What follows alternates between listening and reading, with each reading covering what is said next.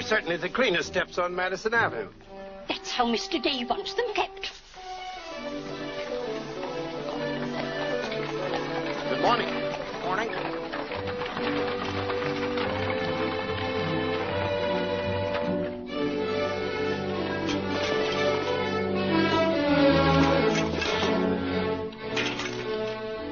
You're new here, aren't you? Just this morning. This is the way Mr. Day gets his milk. Get up.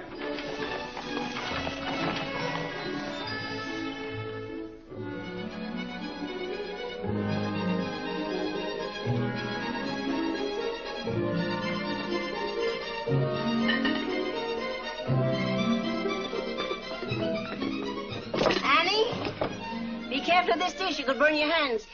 And keep the cover on till you're ready to serve them. Mr. Day likes his muffins hot. I'll do that.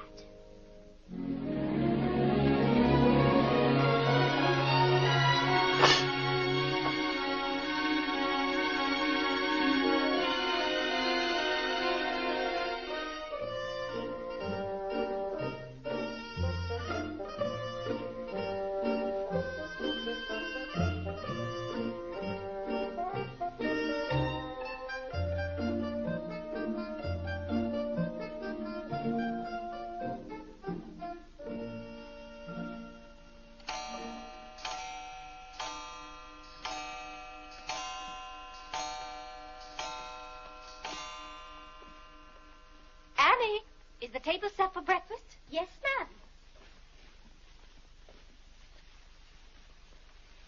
Good morning, ma'am. Good morning, Annie. How are you getting along? All right, ma'am. I hope. Now, don't be nervous just because this is your first day. Everything's going to be all right. But I do hope nothing goes wrong. Oh, no, Annie. The cream and sugar go down at this end. Oh, I thought in the center, ma'am. Everyone could reach the mace here.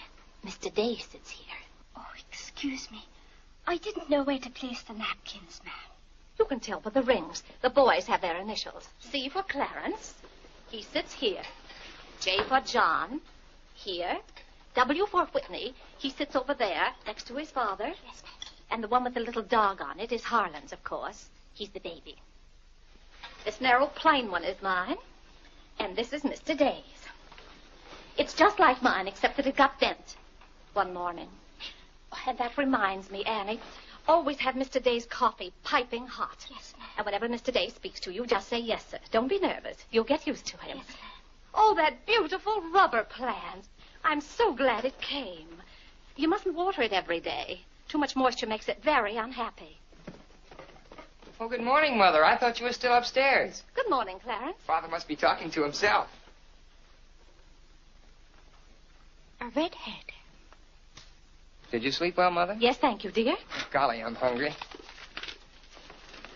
Oh, and Annie, we always start with fruit in the morning, except the two younger boys who have their porridge and milk. Jiminy, another wreck on the New Haven. That always disturbs the stock market. Father won't like that. I do wish the New Haven would stop having wrecks if they knew how it upsets your father. My soul and body, Clarence, what's happened to your coat? Oh, it ripped open again. Margaret mended it for me, but it won't stay mended. Oh, dear. Well, I'll just have to speak to your father about a new suit of clothes. Clarence, why did you take my H2S so far out of our clothes closet? I've told you 100 times that closet's not to make experiments in. Two. Good morning, Mother. John, have you been making those chemical smells again? No, Mother. I'm making an electric battery. It'll ring a bell and everything. You know your father doesn't like electricity. But, Mother, everything's going to be electricity. Not in this house. Oh, God! What's the matter, Claire? What's wrong? Where's my necktie? Which necktie? The one I gave you yesterday. It isn't pressed yet. I forgot to give it to Margaret. I told you distinctly I wanted to wear that necktie today. You've got plenty of neckties. Put on another one right away and come down to breakfast. I don't know what this world's coming to. Mother, may I have my breakfast early? I'm going to play baseball. 3. Whitney, before you leave the house, you have to study your catechism. But, Mother, they're going to let me pitch today. Good morning. Who won? The Giants, 7-3. Buck Ewing hit a home run. Let me see. Boys, don't wrinkle the paper before your father sees it. Mother, could you ask me my catechism now? I think I know it. Well, let's see. What is your name? Whitney Benjamin. Who gave you your... Come and help me down, Mother. There are steps to come down, Mom. Good morning, darling. Good morning, Mother. How's your finger? It itches. Good, that's a sign it's getting better. Come along. Oh, Let's see, what was I doing? Oh, yes, the catechism. Who gave you your name? my sponsors in baptism, wherein I was made a member of Christ, the child of God, and an inheritor of the kingdom of heaven. Mother, if I hadn't been baptized, wouldn't I have any name? Not in the sight of the church. What did your sponsors then for you? They did promise and vow 3 things in my name. First, that I should renounce the devil and all his works, the pomps and vanity of this wicked world, and all the sinful lusts of the flesh. And secondly, that I believe all the articles of the Christian faith. And thirdly, that I should keep God's holy will and commandments, and walk in the same all the days of my... Good morning, boys. Good morning. Good morning. Morning, Father. Morning, Vinny. Have a good night? Yes, thank you, Claire. Good. Sit down, boys. What's that thing doing in here? Claire, that's our new rubber plant. Place for rubber plants is on the equator. Take that object out, Catherine. You're not Catherine? No, sir. Good. Never liked Catherine anyway. Thank you, Clarence. Put it somewhere else, Annie, but not too near a window. Sit down, Harlan. Thank you, dear.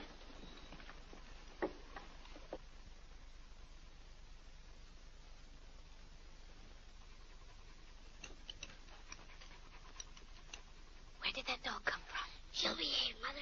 I've talked to her. What did you say? Claire, that new suit looks very nice. Too blasted tight. You put on a little weight, dear. I weigh just the same as I always have. Well, Clarence has just managed to ruin the only decent suit he has. I'm sorry, but I'm afraid he'll need a new suit of clothes. Vinny, Clarence has to learn not to be so hard on his clothes. But, Father, I When thought... you start in Yale in the fall, you'll be completely outfitted. But nothing this summer. Can't I have one of your old suits cut down for me? Every suit I own still has plenty of wear in it. I wear my clothes until they're worn out. Well, if you want your clothes worn out, Claire, you can wear them out much faster than you can. Yes, and, Father, you never get a chance to wear yours out. Every time you get a new batch of clothes, Mother sends the old ones to the missionary barrel. I guess I'm just as good as any old missionary.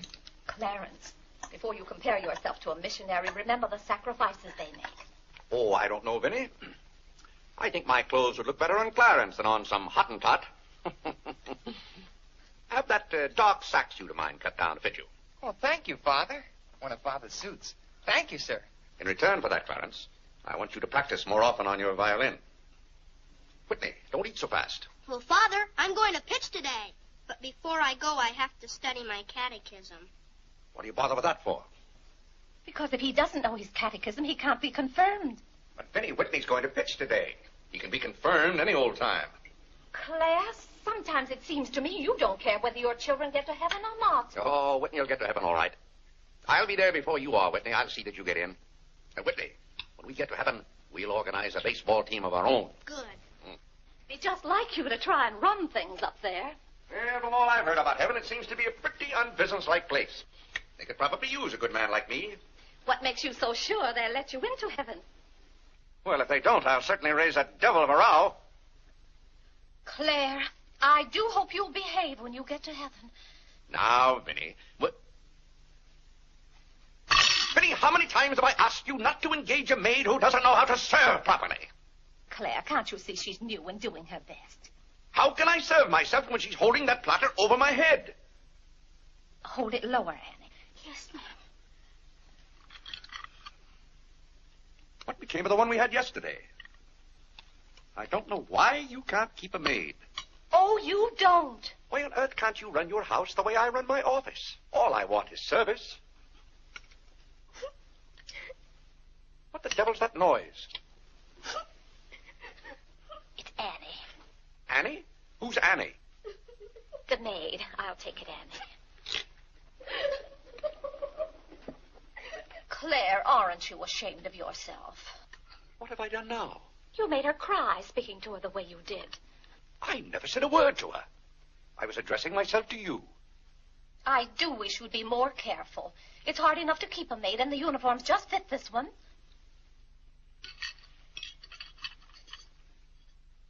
What's the matter, Claire? What's wrong?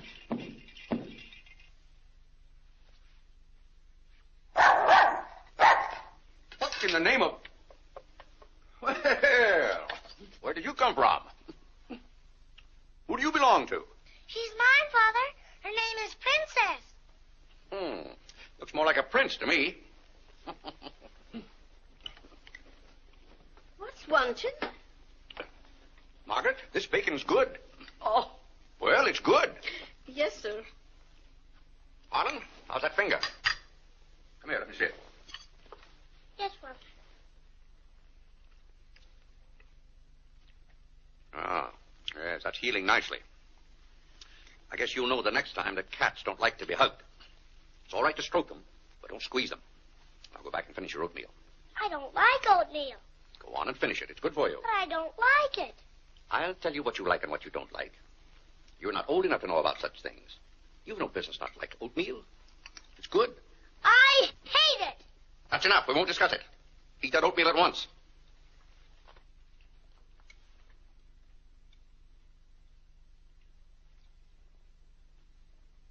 Ah.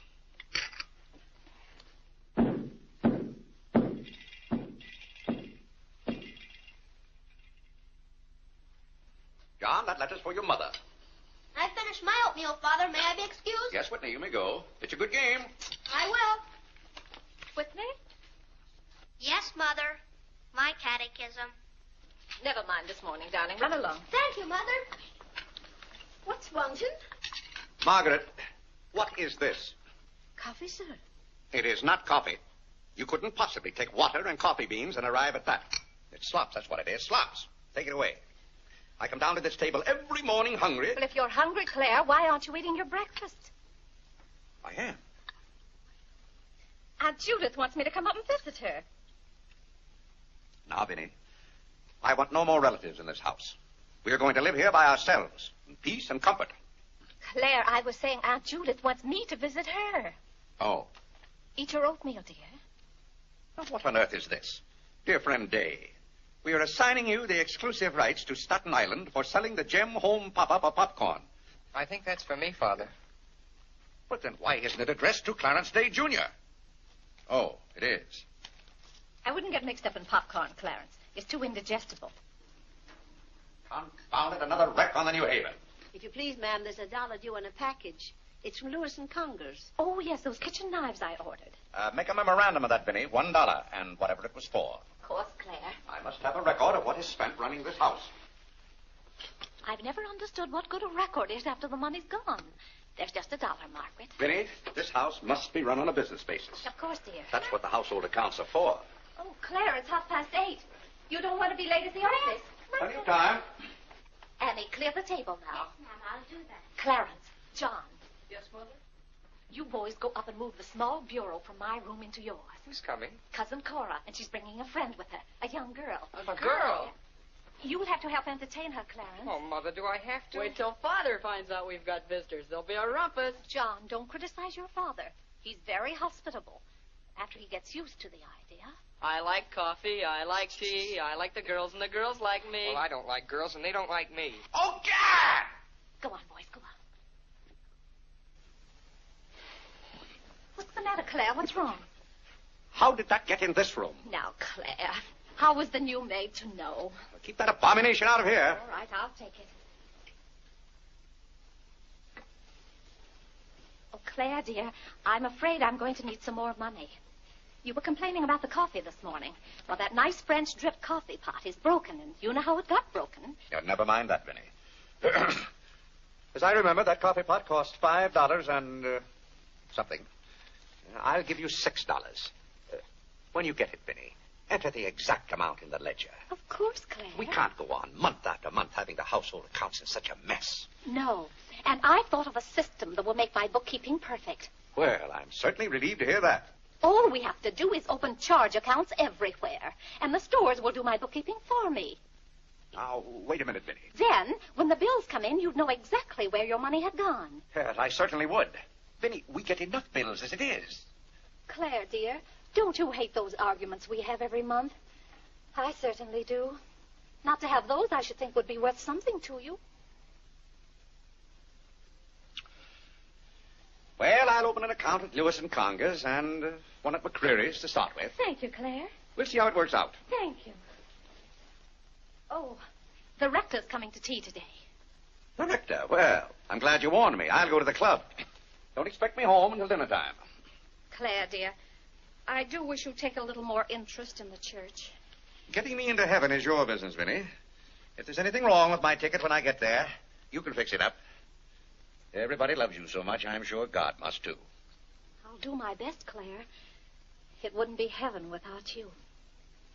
If you're there, Vinny, I'll manage to get in some way, even if I have to climb the fence. Sweet Marie, come to me, sweet Marie. Margaret! Oh, yeah! What's the matter, Claire? What's wrong? Why did God make so many dumb fools and Democrats? Oh, politics. Yes, but it's taking the bread out of our mouths. Huh. Honest Hugh Grant. Honest. Bah. Fine mayor you've turned out to be. If you can't run this city without raising taxes every 5 minutes, you'd better get out. Let someone who can. Richard Croker's running in this town, and you're just his cat's paw. Tell me this. Are these increased taxes going into public improvements, or are they going into graft? Answer me that honestly if you can, Mr. Honest Hugh Grant. You can't. I thought so. Bah. Don't order dinner. You were elected to office on the promise that you would put an end to all this thievery and corruption. Have you put an end to it? No. You've encouraged it. Every day there's some new raid on the public treasury. If you don't stop plundering the pocketbooks of the good citizens of New York, we're going to throw you and your boodle board of aldermen out of office. I'm warning you for the last time. Robbery. That's what it is. Highway robbery.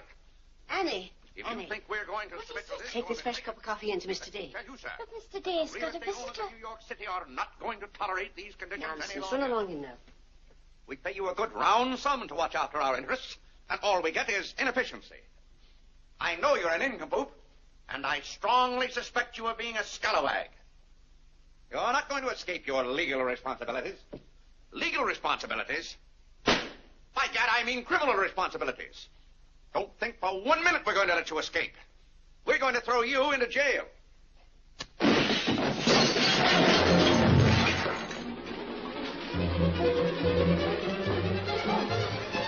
Annie, are you hurt? He can't throw me into jail. Vinny? Vinny, why can't I have quiet here in the morning? Claire, what happened? It sounded to me as though that maid dropped a whole tray of dishes. Yes, but what did you say to her? Say to her? I haven't seen her since breakfast. I've got to get to the office. Oh, yes, Claire, you don't want to be late. I'll be home in plenty of time for dinner. Why don't we have chicken fricassee tonight? Well, Claire, chicken's gone up. It's 8 cents a pound.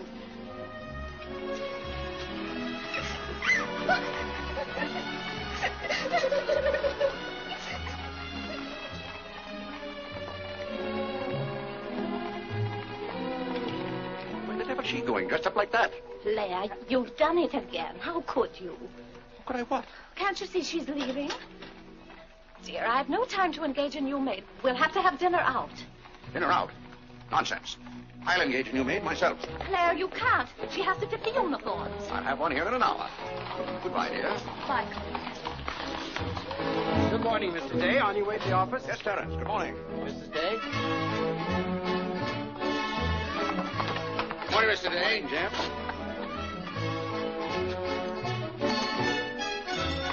Get here.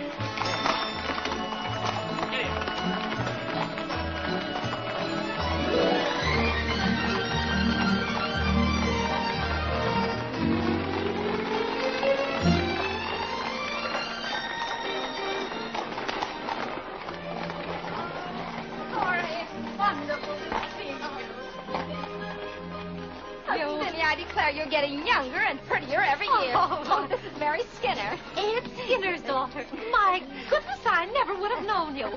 Just leave your things out here and come right on in. I've heard my father talk so much about you, Mrs. Skinner. Did he tell you how he used to dip my pigtails in the inkwell at school? What's the news in Pleasantville, Cora? Oh, Vinny, I have so much to tell you. We wrote you that Aunt Carrie broke her hip. Yes. That was the night that Robert Ingersoll lectured. Of course, she couldn't get there, but it was a good thing for Mr. Ingersoll she didn't. How do you do, Cousin Cora? Oh, Clarence. My. Oh, no, Cora, this is John. John, why, how you've grown. You'll be a man before your mother. John, this is Mary Skinner. How do you do? How do you do? Vinny, everybody in Pleasantville sends their love. Oh. Grandpa Ebbets, Cousin Edith, Aunt Hattie, the Taylors, just everybody. Cora, how did. is Grandpa Ebbets? Oh, he hasn't been at all well. You know he only has one kidney, and that's floating. How do you do, Cousin Cora? I'm glad to see you. This can't be Clarence. Yes, it is. My. My goodness, every time I see you boys, you've grown another foot. Let's see, you're going to St. Paul's now, aren't you? St. Paul's? I was through with St. Paul's long ago. I'm starting in Yale this fall. Yale? Oh, Mary, this is Clarence, Mary Skinner. How do you do? Oh, this is Mary's first trip to New York. Yes, it is. It's her first trip. We'll have to show Mary around. Oh, I tell you, I'll ask Mr. Day to take us all to Delmonico's for dinner tonight. Delmonico's? Think of that, Mary. Delmonico's. And Cousin Clara's such a wonderful host. Well, I know you girls want to freshen up, so come upstairs. Clarence, get their bags. I've given you girls Clarence's room, but he didn't know about it until Now, this Vinny, morning. I don't want you to He has give us moved a his call. things Don't out. you bother about us But for that doesn't 1 make any minute. John, get their old bags. We just take care of ours. Oh, you play the violin. Well, I fool with it a little. You're just being modest. No, really, I play the piano. Not awfully well, but... Now, you're being modest. Do you ever play duets? Well, I haven't up to now. Neither have I. Up to now.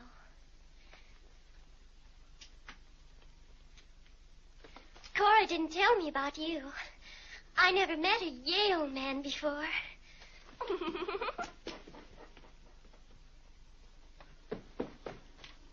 What's happened to you?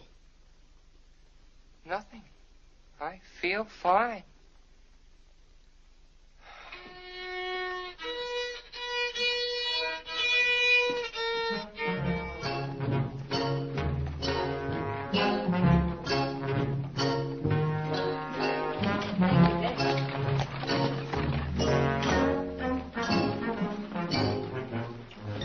Where do you keep them? Do you wish a domestic servant? Where do you keep them? I will take your name and address. Confound it, I'm late at the office now. If you will give me the details as to what kind of person you require. I'm asking you where you keep them. Why, the girls are in there, but clients are not allowed in that room. If you will tell me the kind of a position you wish to have filled, I will be very glad to...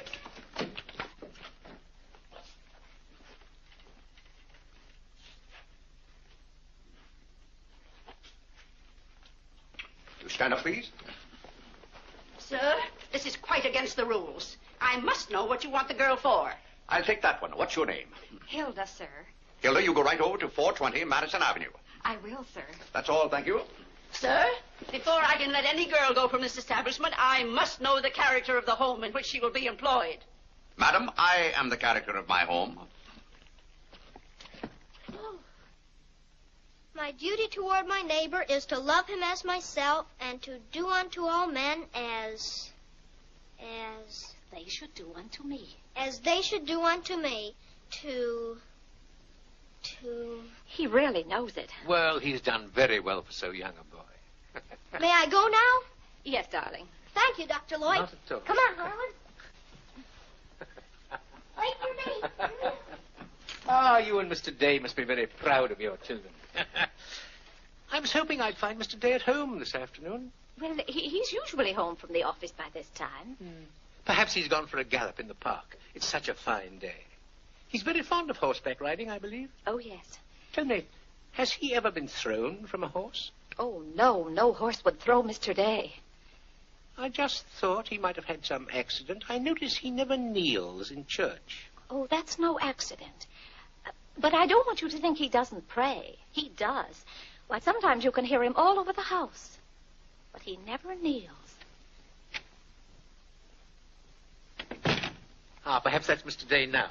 I hardly think so. Oh, the devil, I forgot. Claire, you're just in time for tea. I'll send for some hot water. How are you, Dr. Lloyd? It's a great pleasure to have a visit with you, Mr. Day. Mother, Are they back yet? No, Clarence, no.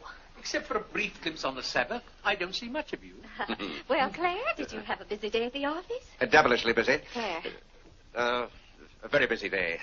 Tired out. How a man can get tired just sitting at a desk all day, I don't know. I suppose Wall Street is just as much a mystery to you as it is to me, Dr. Lloyd. No, it's all very clear to me. My mind often goes to the businessman. The picture I'm most fond of is when I envision him at the close of the day's work. I see him pausing in his toil, and it comes over him that all those figures of profit and loss are without importance or consequence. Vanity and dust. Well, I'll be... Claire? Yes, ma'am. Delia, some more hot water, please. Yes, ma'am. Who's that? The new maid. Where's the one I sent this morning? The uniform didn't fit. I like the one I picked out better. Claire, Dr. Lloyd wants to tell us about the plans for the new edifice. The new what? The new church. You knew we were planning to build a new church. Of course, we're going to have to raise a large sum of money. Well, personally, I'm against the church hopping, skipping, and jumping all over the town. So any contribution I make will have to be a small one. The amount everyone is to subscribe has already been decided. Who decided it? After considerable thought, we voted that our supporting members should each contribute a sum equal to the cost of their pew.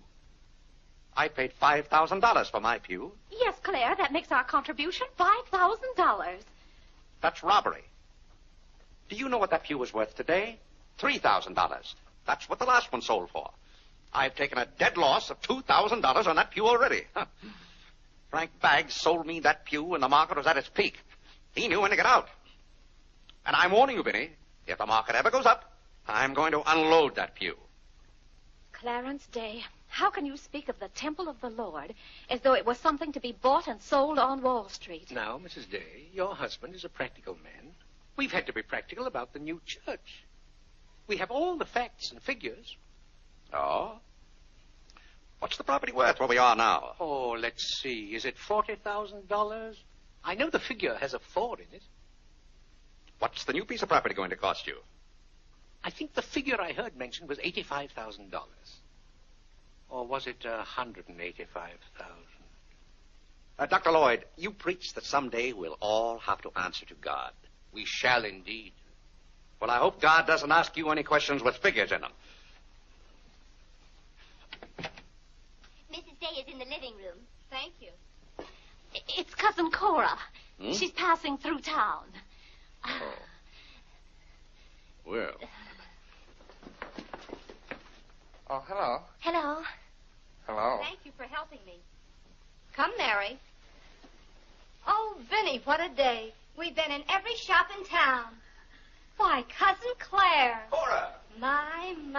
You're as welcome as the flowers in May. This is Mary Skinner, Mr. Day. How do you do? I've been telling Mary all about you. She's been dying to meet you. Well. Dr. Lloyd, I want you to meet my favorite cousin, Miss Cartwright. How do you do? And this is Mary Skinner. Miss Skinner, Dr. Lloyd. How do you do? How do you do? This seems to be a family reunion. I'll just run along. Goodbye, Dr. Lloyd. Goodbye, Miss Cartwright. Goodbye. Goodbye. Oh, Clarence, you haven't said how do you do to Dr. Lloyd. Goodbye, Dr. Lloyd. Goodbye, everybody. I'll go to the door with you, Dr. Thank Lloyd. you, and thank you so much for the tea. Those muffins were delicious. And Who did you say this pretty little girl is? She said Skinner's daughter. This is Mary's first trip to New York. Oh, sit down. Have some tea. We had tea downtown. Oh, never mind then. Delia, sit down. Even if you have had tea, you can stay and visit for a while. As a matter of fact, why don't you both stay to dinner? That's all arranged, Claire. Cora and Mary are going to have dinner with us. Fine. Of course, you'll just have to take potluck. Well, I'd hardly call it pot. Claire, did you know the girls are going to visit Aunt Judith in Springfield for a whole month? Fine. Now, how long are you going to be in New York, Cora? All week. Splendid. We'll hope to see something of you. Well, you certainly will. Cora, did you find anything you wanted in the shop? Oh, I can't wait to show you. Oh, but I'm afraid some of these packages can't be opened in front of Cousin Claire. Shall I leave the room?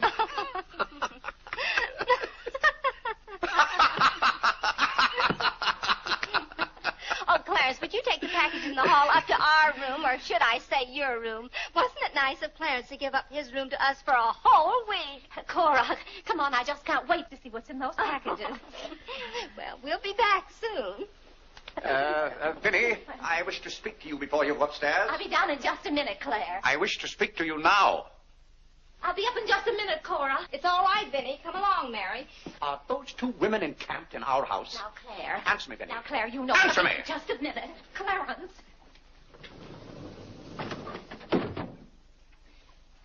Now, Claire, you know you've always been fond of Cora. What has that to do with her planking herself down in my house and bringing hordes of strangers with her? How can you call that sweet little girl a horde of strangers? Why don't they go to a hotel? New York is full of hotels built for the express purpose of housing such nuisances. Claire, two girls alone in a hotel? Why, who knows what might happen to them? All right, then put them on the first train. They want to roam with the gypsies? Lend them a hand. Keep them roaming. But, Claire, they're just staying in that little room of Clarence's. The trouble is they don't stay there. They stay in the bathroom. Every time I want to take my bath, it's full of giggling females, washing their hair. I tell you, I won't have it. Send them to a hotel. I'll pay the bill gladly, but get them out of here. Father, I'm afraid they can hear you upstairs. Then keep those doors closed. Clarence, you open those doors. Open them all the way. Now, Claire, you be quiet and behave yourself. They're here, and they're going to stay here. That's enough, Vinny.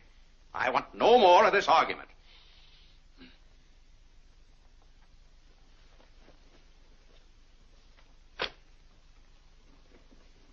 Oh,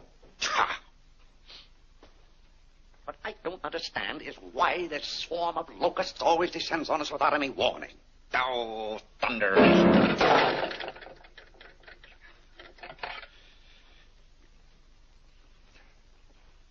Vinny. Dear Vinny.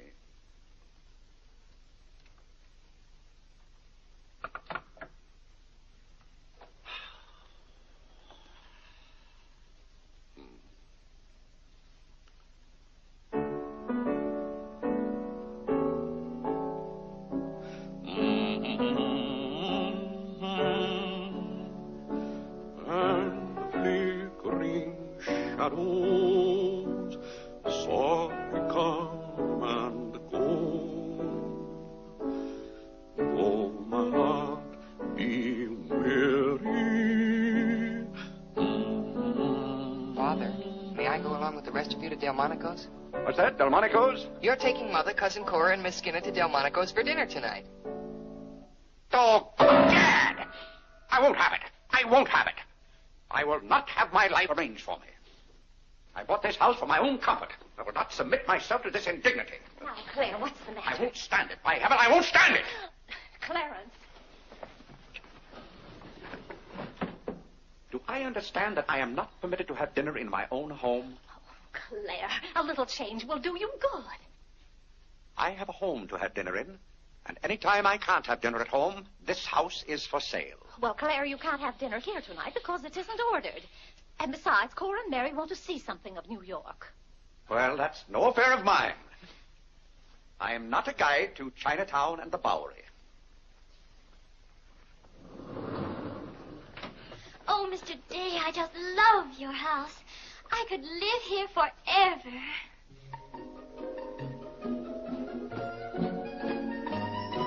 Cora's waiting for you, Mrs. Day. Oh, yes, I'll run right up.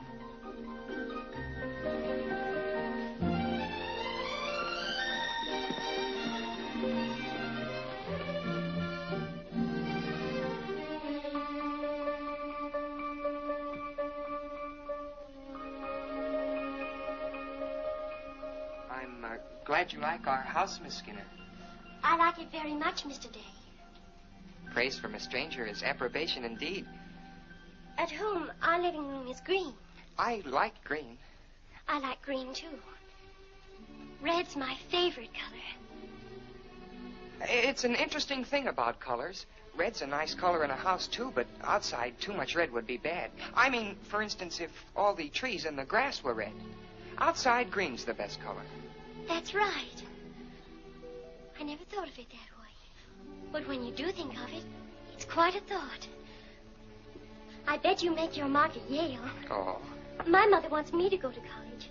Do you believe in girls going to college? I guess it's all right if they want to waste that much time. Before they get married, I mean. I'm glad you're fond of music, Mr. Day. Oh, hello. Look, a new youth companion. John enjoys the youth's companion. John. Won't you sit down? Oh, thank you. It tells all about connecting batteries in series. John, Miss Skinner and I were talking. Oh, that's all right. You won't bother me. Jiminy, there's where I made my mistake. I didn't mix enough blue vitriol with it.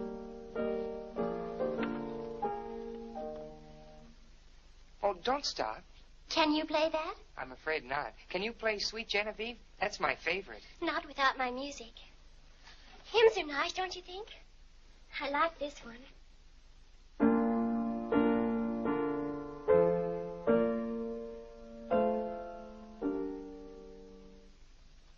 That's funny. The words are the same, but it's the wrong tune. Oh, it can't be the wrong tune. We sing it exactly that way in church. We don't sing it that way in the Methodist church. You see, we're Methodists. Oh, that's too bad. Oh, I don't mean it's too bad that you're a Methodist. Anybody's got a right to be anything they want, but what I mean is we're Episcopalians. Yes, I know. Anyway, the words are the same. Shall we begin?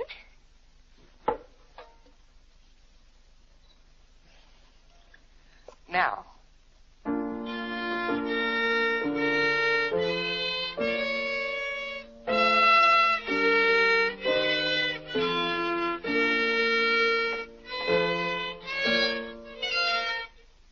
Oh, dear.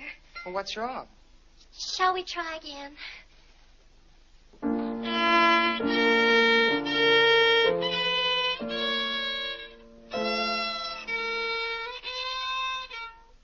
It must be my fault. Oh, no, it's my fault. No, you're the Episcopalian.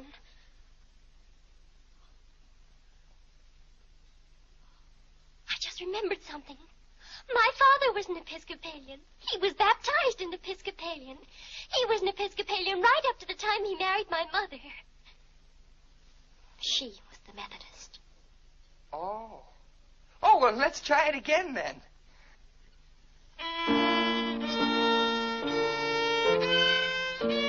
Well, Clarence, if you're going to Delmonico's with us, you'd better get dressed. Am I going to? Jiminy.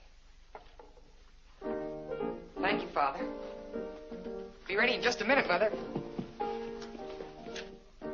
Vinny, that young lady looks about the same age you were when I came out to Pleasantville to rescue you. Rescue me? Mm. You came out there to talk me into marrying you. It worked out just the same. Ah.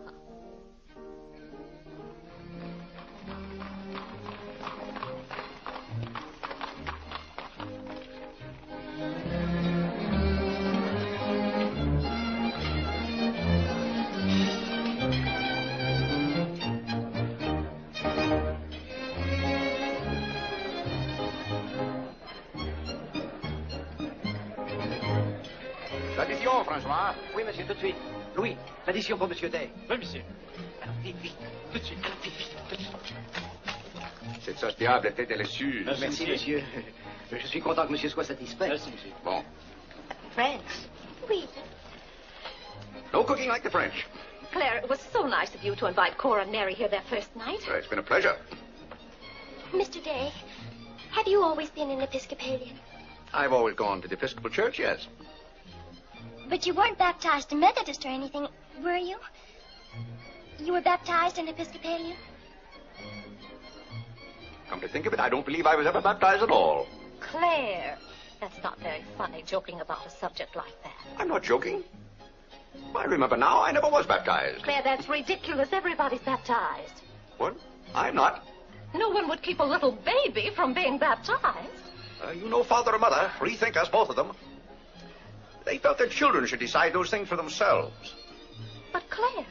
I remember when I was 10 or 12 years old, Mother said I ought to give some thought to it, but I never got around to having it done to me. Claire, do you know what you're saying? Yes, I'm saying I've never been baptized. Then something's got to be done about it right away. Now, Fiddy, don't get excited over nothing. Why haven't you ever told me? Well, what difference does it make? I've never heard of anyone who wasn't baptized. Even the savages in darkest Africa. Well, it's all right for savages and children. But if an oversight was made in my case, it's too late to correct it now.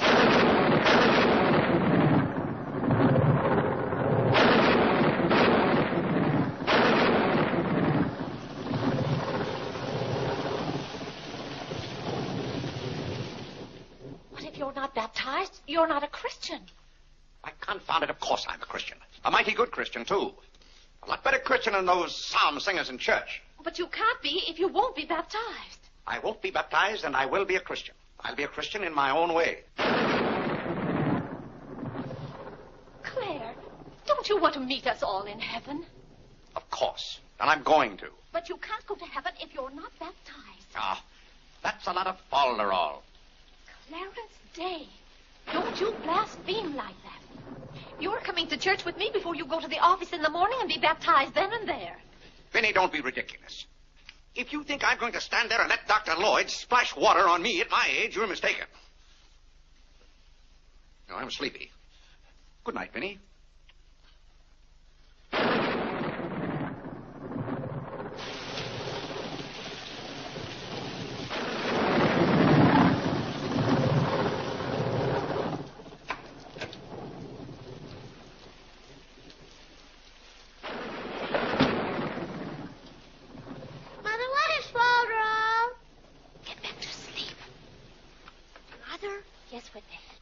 Hasn't been baptized, he hasn't any name.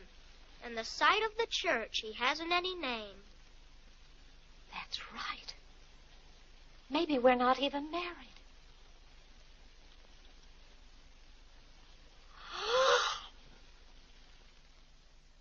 We, thine unworthy servants, do give thee most humble and hearty thanks for all thy goodness and loving kindness to us and to all men. We bless thee for our creation, preservation, and all the blessings of this life. But above all, for thine inestimable love in the redemption of the world by our Lord Jesus Christ. For the means of grace, for the hope of glory. And we beseech thee, give us that due sense of all thy mercies, that our hearts may be unfeignedly thankful, and that we show forth to me. Not only with our lips, Tell Clarence to kneel. by giving up ourselves to thy Tell Clarence to kneel. and by walking before thee in holiness and Mother says kneel. all our days. Through Jesus Christ our Lord, to whom He says he can. with thee He says and he Holy can. Ghost be all He honor said and he glory, can. world without end. Amen. The grace of our Lord Jesus Christ, and the love of God, and the fellowship of the Holy Ghost be with us all evermore. Amen. Amen.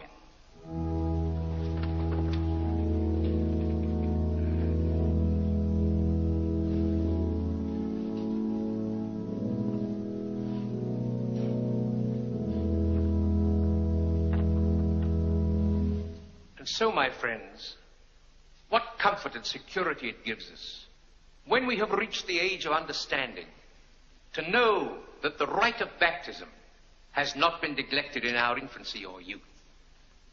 Can you imagine any man who has reached maturity with the knowledge that he had never been baptized, failing to hasten to the holy font that his soul might be saved? As it says in the baptismal office, except a man be born of water and of the Spirit, he cannot enter into the kingdom of God. He that believeth and is baptized shall be saved, but he that believeth not shall be damned. What's that fellow up to? He can't be. Which also showeth us the great benefit we reap thereby. Father. Shh. He that is baptized Tell Father. showeth great benefit, Tell Father. but he that believeth not Shh. cannot enter into the kingdom of God. Says, shh. For the promise is to you and to your children. Doubt ye not, therefore, but earnestly believe.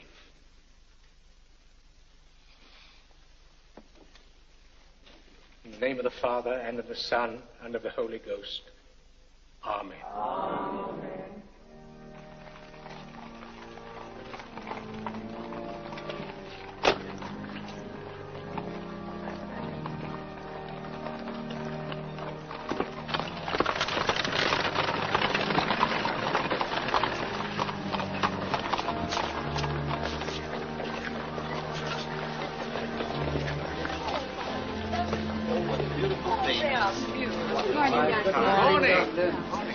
This is William Tyler Wickersham. And this is Wilhelmina Eugenia Wickersham. What a lovely day for them to be baptized. The happiest day of my life.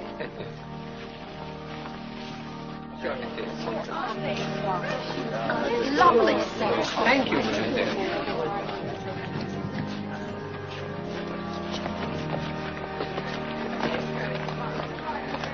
Claire, you know I didn't ask Dr. Lloyd to do that. You must have said something. Well, I had to find out from him if we were really married. I am married and I'm not baptized. And as far as I'm concerned, the whole congregation can know it. They certainly know it now. That suits me. I don't go to church to be preached at as though I were some lost sheep. Claire, you don't seem to understand what the church is for. Minnie, if there's one place the church should leave alone, it's a man's soul.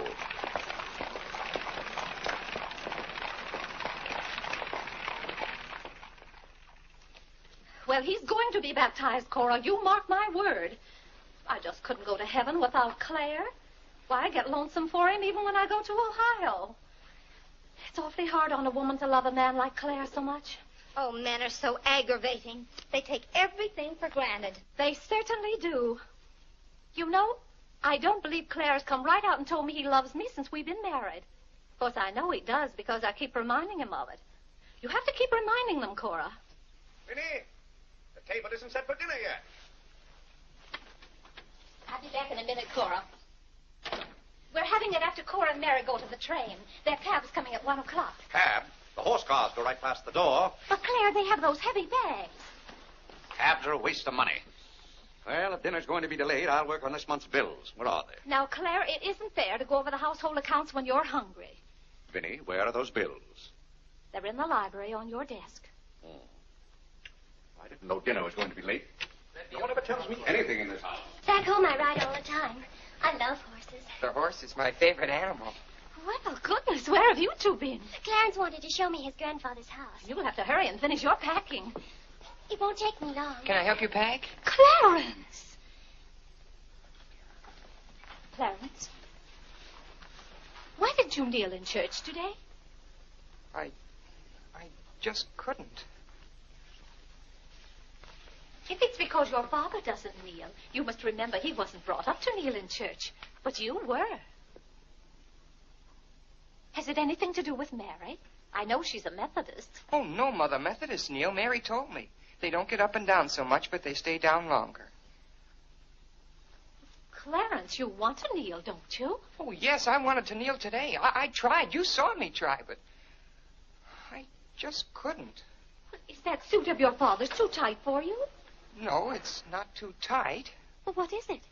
Mother, very peculiar things have happened to me since I started to wear this suit. I can't seem to make these clothes do anything Father wouldn't do. Oh, that's nonsense, Clarence. And not to kneel in church is a sacrilege. Making Father's trousers kneel seemed more of a sacrilege. Clarence! Do you know what happened at Dora Wakefield's party for Mary last night? We were playing musical chairs, and some girl sat down suddenly right on my lap. Well, I jumped up so fast she almost got hurt. She was sitting on Father's trousers. Oh, Mother, I've got to have a suit of my own. My soul and body. Well, you'll just have to talk to your father about it. I'm sure if you approach him the right way, tactfully, he'll see. Oh, excuse me. Gracious. It didn't take you very long. Well, I'll see about your box lunch for the train. Remember, it's Sunday.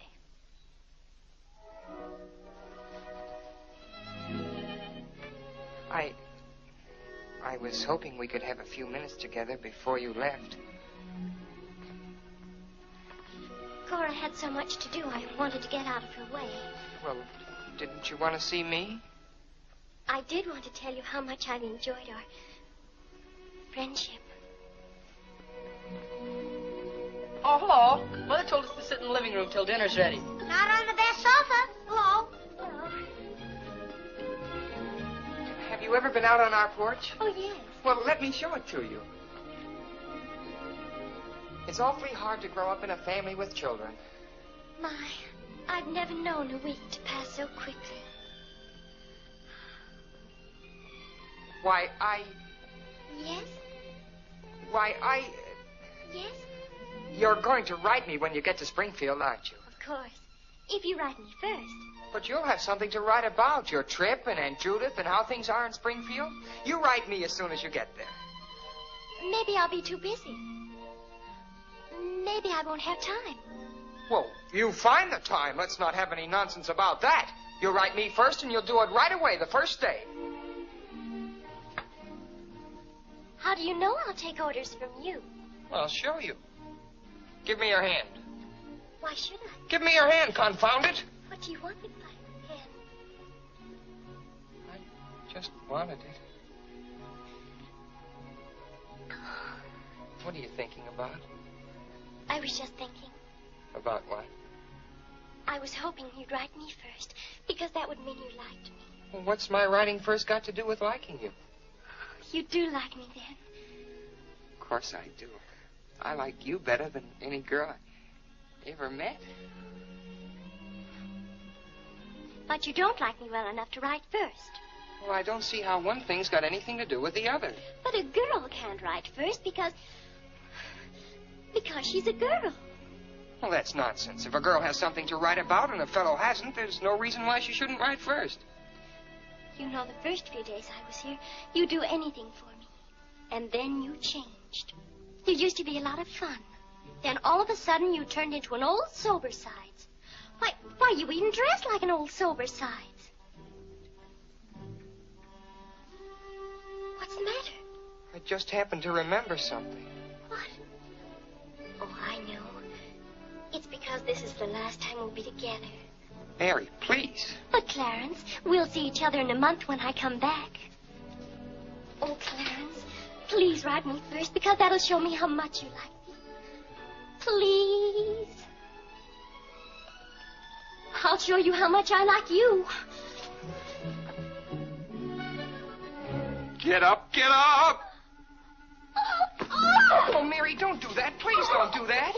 Now you'll think I'm just a bold and forward girl. Oh, no, it's not that. Was it because it's Sunday? No, it'd be the same any day. Oh! You just didn't want me sitting on your lap. Oh, it was nice of you to do it. It was nice of me, so you told me to get up. You just couldn't bear to have me sit there. Oh, you needn't write me first. You needn't write me any letters at all. Because I'll tear them up without opening them. I never want to see you again. Oh, Mary, listen to me. Mary, please. Oh, Mary.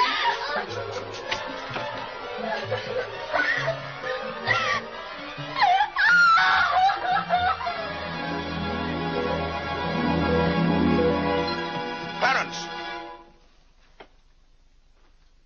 Yes, Father? That young lady's crying. She's in tears. What's the meaning of this? I'm sorry, Father. It's all my fault. Nonsense. What's that girl trying to do to you? Oh, no, she wasn't. It was... Well, whatever the quarrel was about, Clarence, I'm glad you held your own. Father, I have to have a new suit of clothes. You've got to give me the money for it. Young man, do you realize that you're addressing your father? I'm sorry, Father. I apologize. But you don't know how important this is to me. A new suit of clothes is so important. Oh, why should... Clarence, has your need for a new suit of clothes anything to do with that young lady? Yes, Father. Why, Clarence. Why, this comes as quite a shock to me. What does, Father? For you are being so grown up. Still, I might have known if you were going to college this fall. Yes, you're at the age when you'll be meeting girls. Clarence, there are things about women that I think you ought to know. Sit down.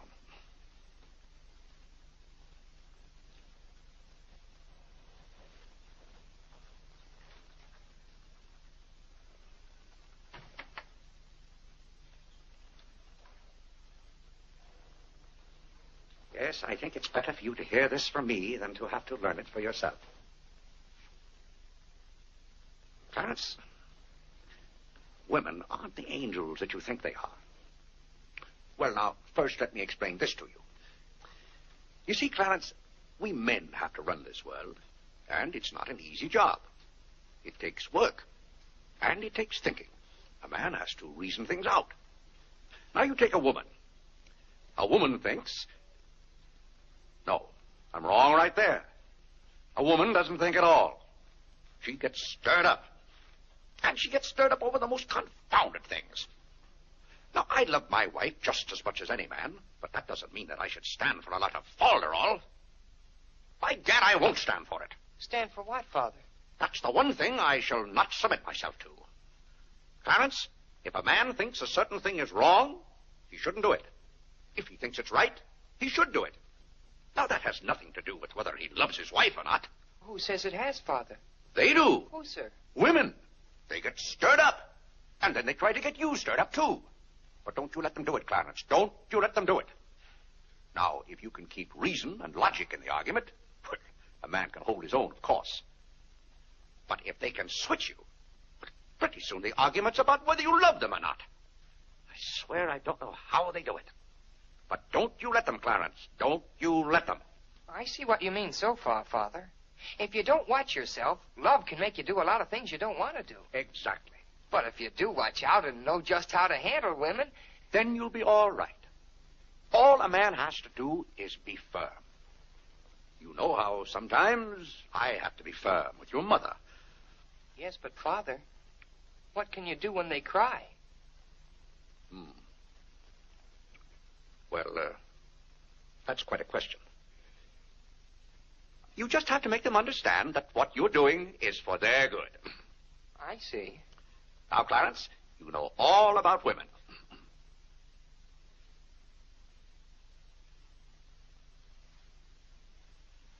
But, Father... Yes, Clarence? I thought you were going to tell me about... About what? About women. Clarence, there are some things gentlemen don't discuss. I've told you all you need to know. The thing for you to remember is be firm.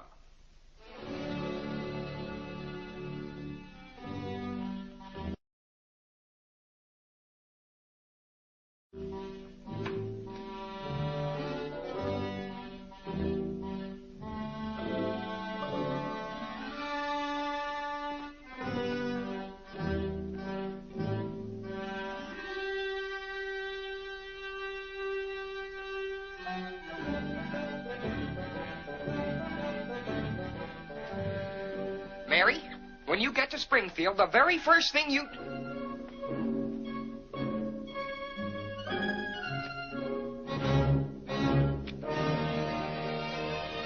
Oh, God! What's the matter, Claire? What's wrong? Sit down, Vinny. Oh, Claire, Cora and Mary are leaving any moment Sit down. now. Vinny, you know I like to live well. And I want my family to live well. But this house must be run on a business basis. I must know how much money I'm spending and what for. For instance, if you recall, a week ago I gave you $6 to buy a new coffee pot.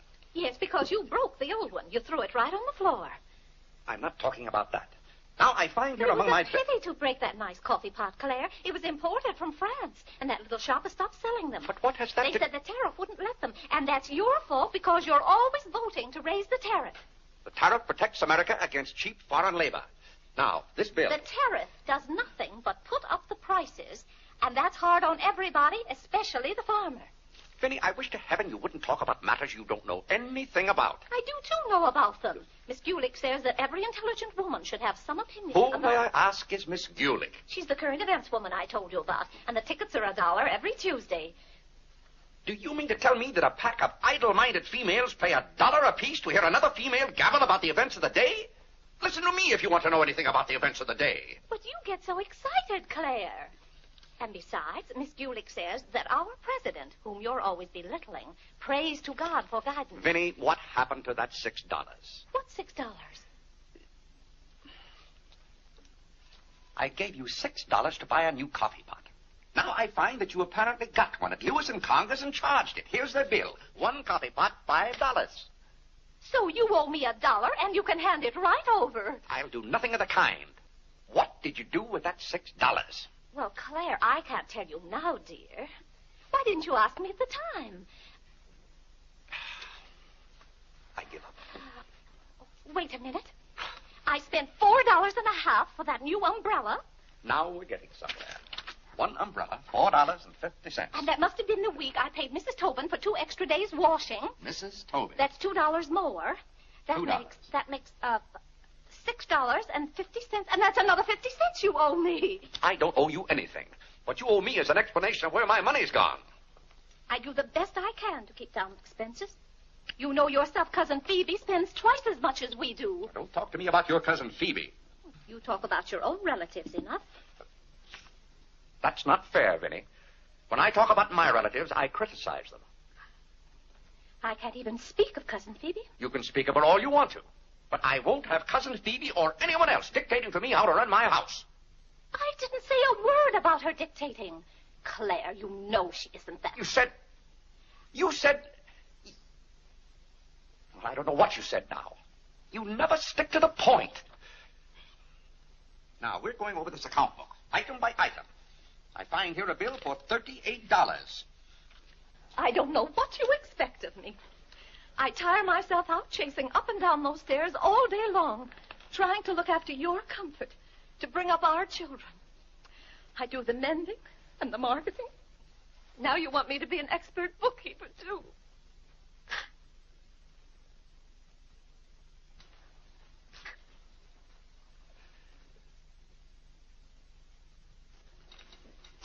Vinny, I want to be reasonable, but can't you understand? I'm doing all this for your own good. Oh. Well, I suppose I'll have to go ahead just paying the bills and hoping I've got enough money in the bank to meet them. But it's all very discouraging. I'll try to do better, Claire.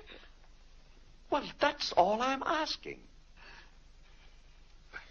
Well, I'll make out the checks and sign them. But maybe I haven't any right to sign those checks since in the sight of the Lord I haven't any name. That's right.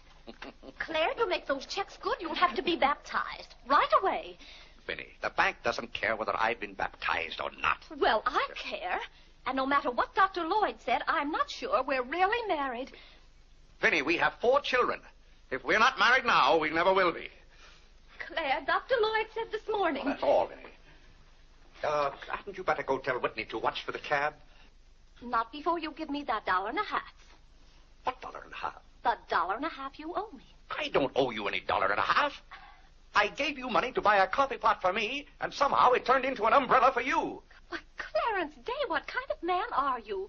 Quibbling about $1.50 when your immortal soul is in danger. And what's more, All right. All right.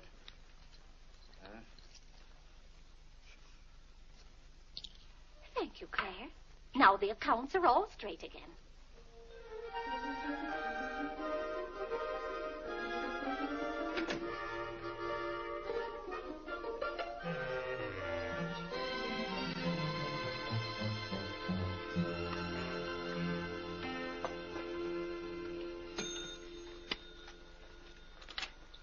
What were you doing down there? I'm setting up this new burglar alarm. I invented it myself. Have you got any money you can lend me? No, you owe me 30 cents now. Well, I'll give you my stamp collection and my piece of John Wilkes Booth's finger. How much? Enough to get a new suit of clothes? If you can wait a month till I hear from the patent office in Washington, I may be rich. Well, I can't wait that long. Maybe I could get it sooner. I'm going to look into something else tomorrow. Wanted, an energetic young man to sell household necessity. Liberal commission. Apply 312. What? John, let me have this job. Why should I give you my jobs? They're hard to get. But I've got to get a new suit of clothes. Maybe I could get the job for both of us. I'll ask the man.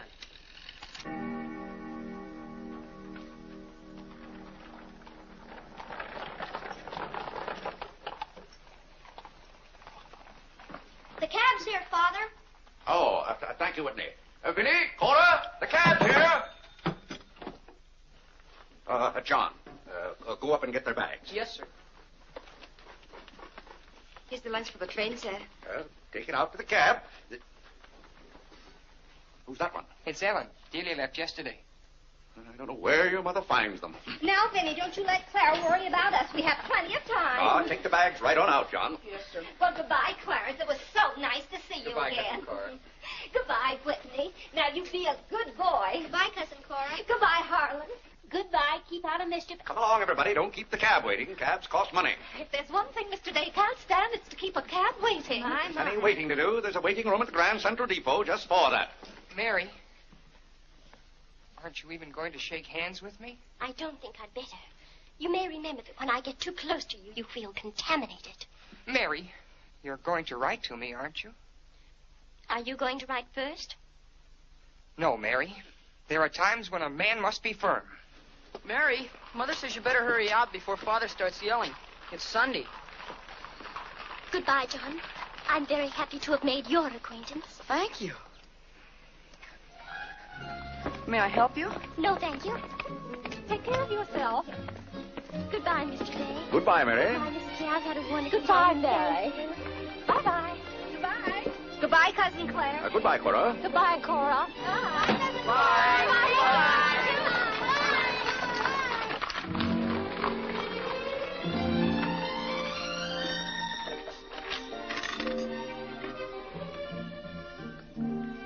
Dear Mary. My duty toward my neighbor is to love him as myself and to do to all men as I would they should do unto me. Has Father gone to the office yet? Come on, let's go to the ball field. I've got to guard this box till John comes back. It's his burglar alarm. It wouldn't work, so he fixed it. We're going to put it back in the dining room after Father goes to the office. Are there burglars around? Everywhere. Oh. To love, honor, and succor my father and my mother. Why do you have to learn that? Because if I don't, I'll go to hell. Father's going to hell. He is not. Yes, he is, because he isn't baptized. He'll go to hell and burn for 1,000 years. He won't. He won't. He'll be in a lake of fire and brimstone, and 1,000 devils with pitchforks will be poking at him. No, Mother, don't let me. Father will hear you. No, I don't. Oh, come on, you faithful. Oh, come on, you What's that noise? Just singing, Father. You boys be quiet. You know your mother isn't feeling well. Yes, Father.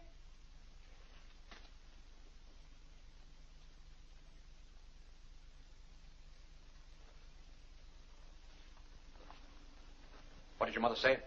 She says she doesn't want any breakfast. Now, why does your mother do that to me?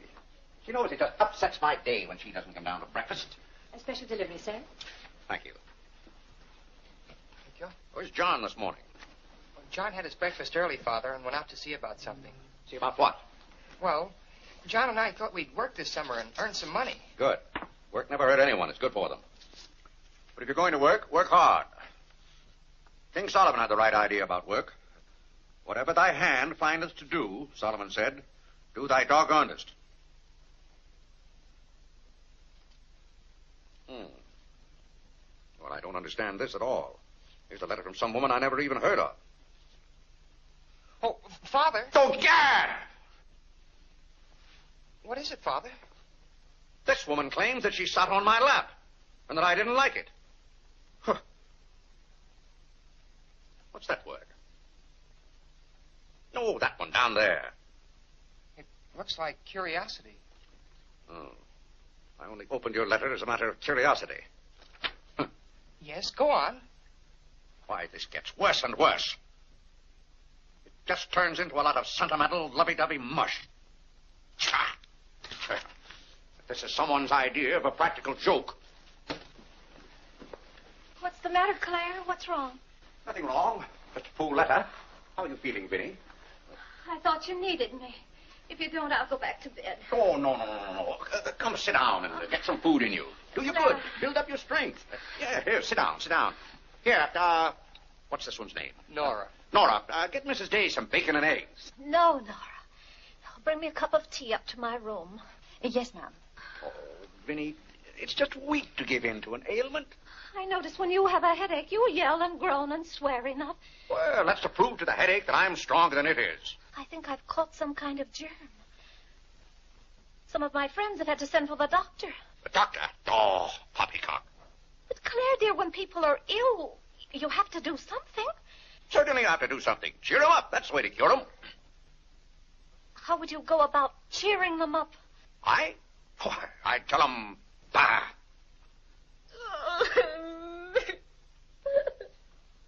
What have I done now? Oh, Claire, hush up.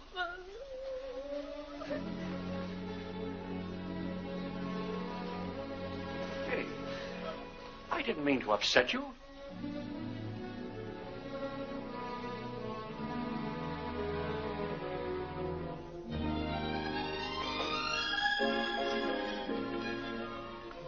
Dear Clarence.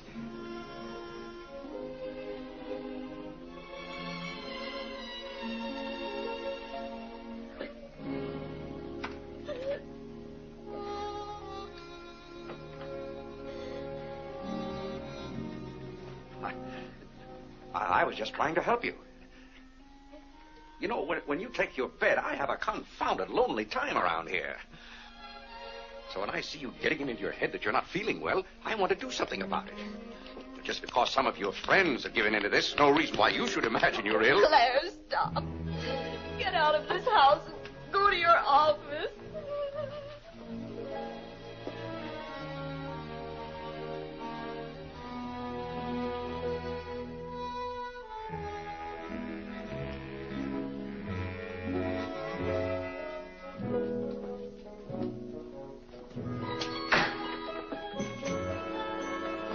Did you get the job? Yes, for both of us. Look, I've got it with me. What is it? Medicine. Medicine. You took a job for us to go out and sell medicine? But it's wonderful medicine. Look what it cures. A sovereign cure for colds, coughs, catarrh, asthma, quinsy, and sore throat.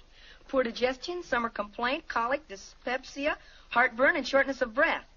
Lumbago, rheumatism, heart disease, giddiness, and women's complaints. Nervous prostration, St. Vitus dance, jaundice, la grippe, proud flesh, pink eye, seasickness, and pimples.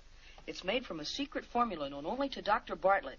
We get 25 cents commission on every bottle we sell, and he's giving us the territory of all Manhattan Island. Well, lots of fathers' and mothers' friends have some of those diseases. Let's start out by calling on them. Yes. Oh, what if they ask us if we use it at our house? Oh, yes, it would be better if we could say we did. Excuse me? Oh, is that the tea for Mrs. Day? Yes. Oh, I'll take it up to her. Oh, thank you. Right away now, while it's hot. What's the matter with Mother? I don't know. She was just complaining. Say, it says here it's good for women's complaints. Here.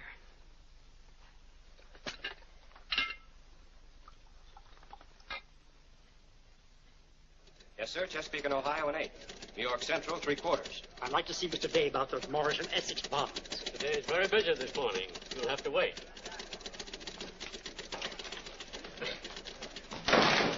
Where's Father? Well, Master Whitney, have you come to pay us a visit? Where's Father? He's busy in his office with a customer. Master Whitney! But, Mr. Day, the president of the firm is... Father, you have to come home right away. What's the meaning of this? Who sent you down here? Your mother? No, sir. Mother's ill. She's terribly ill. Did the doctor send you for me? No, sir. It was Margaret. Margaret? Margaret says you're to come home right away and no nonsense. Perkins, go down and stop the first cab you see. A cab, sir? For you, Mr. Day? Yes, I want a cab. And no nonsense. Yes, sir. I'm sorry, Mr. Hopkins.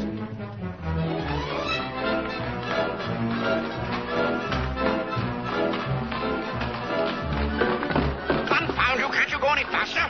All right. Here. Get up there, do you hear me? Get up!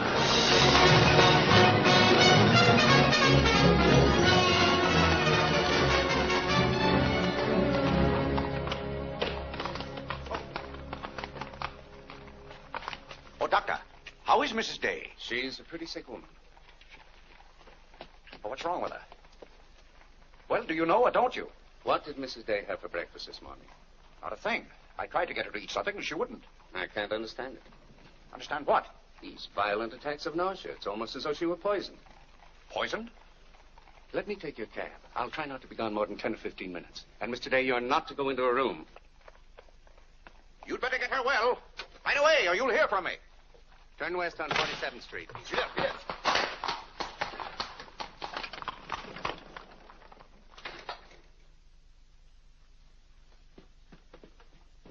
How is Mother? I don't know. Well, she better be good and sick, or Father may be mad at me for getting him up here. Especially in a cab. Has your father come? Yes, just now. Where are you going, Margaret? I have to go for the minister.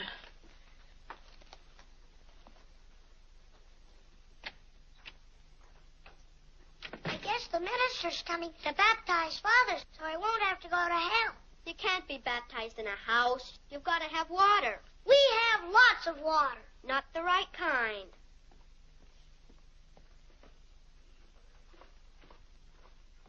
Is Mother better, Father? How can I tell? She wouldn't let me in the room with her. These confounded doctors never know what's the matter with anybody.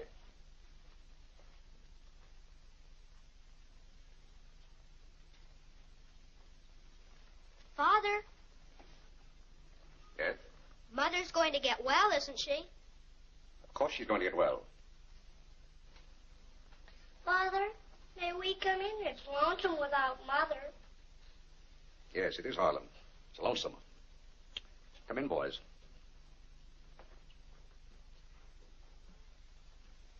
What have you been doing, Harlan? Nothing. They won't let me upstairs. What about you, Whitney? I was supposed to learn the rest of my catechism. Will you hear me, Father? Yes, Whitney, I'll hear you. Start here. How many parts are there in a sacrament? 2. The outward visible sign and the inward spiritual grace. What is the outward visible sign or form in baptism? Water, wherein the person is baptized in the name of... You haven't been baptized, have you, Father? Whitney, what is the outward visible sign?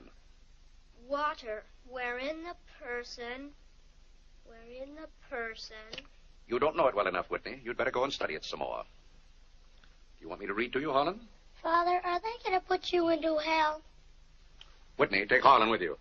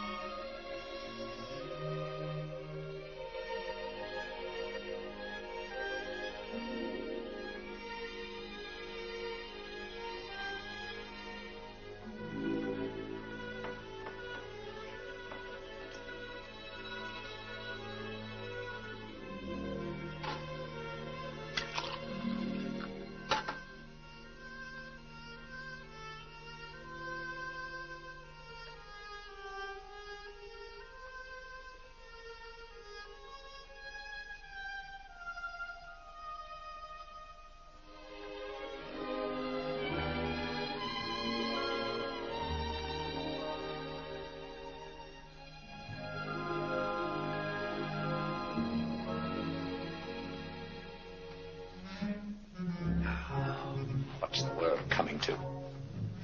Everybody's sending for doctors. Doctors don't do you any good. Only make you feel worse. All poppycock. Who's ringing that bell? noise? Stop it, I say. What idiot's ringing that bell? Mr. Day, we must all be quiet. Mrs. Day is very ill. I know she's ill. Go up and see if she needs anything. And what are you doing out of the house? Send for the minister. The minister? He'll be right in. He's paying off the cab.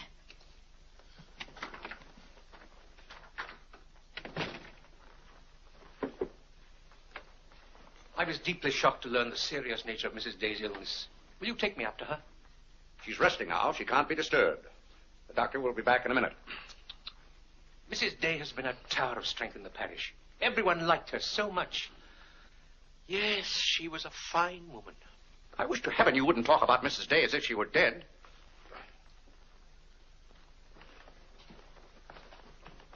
Is the doctor back yet?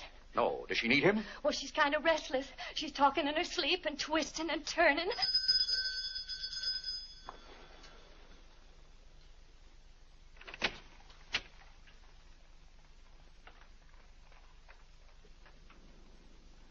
Well, Doctor, it seems to me that was a pretty long 10 minutes. See here, Mr. Day, if I'm to handle this case... How can you handle it if you're out of the house? Who is this? It's Dr. Summers. How do you do? I felt that Mrs. Day's condition warranted my getting Dr. Summers here as soon as possible for consultation. I hope that meets with your approval. Yes, of course. Anything that can be done. Upstairs, Doctor. Pardon me.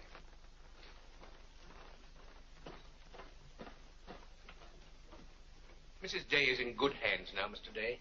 There's nothing you and I can do at the moment to help. Dr. Lloyd. Yes? There's something that's troubling Mrs. Day's mind. Oh? I think you know what I refer to.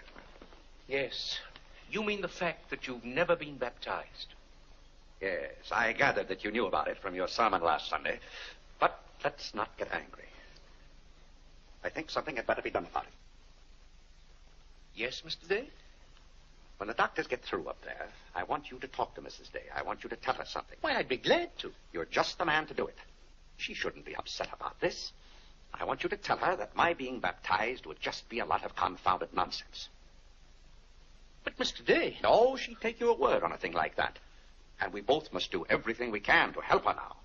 But the solution is so simple. It would take only your consent to be baptized.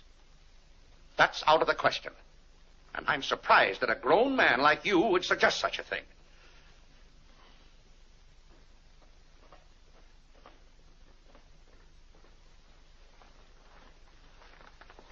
Well, Doctor, how is she? What have you decided?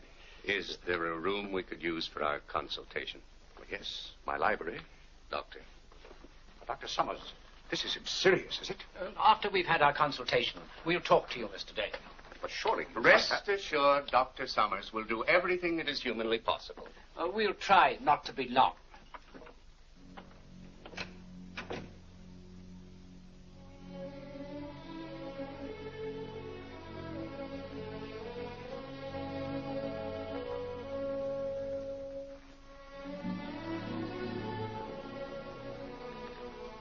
Tell me, this Dr. Summers, he's very highly thought of, isn't he? Oh, yes. Lavinia is seriously... If anyone could help her, he could. Don't you think? Very fine physician. But there is a greater help, ever present in the hour of need. Let us turn to him in prayer. Let us kneel and pray.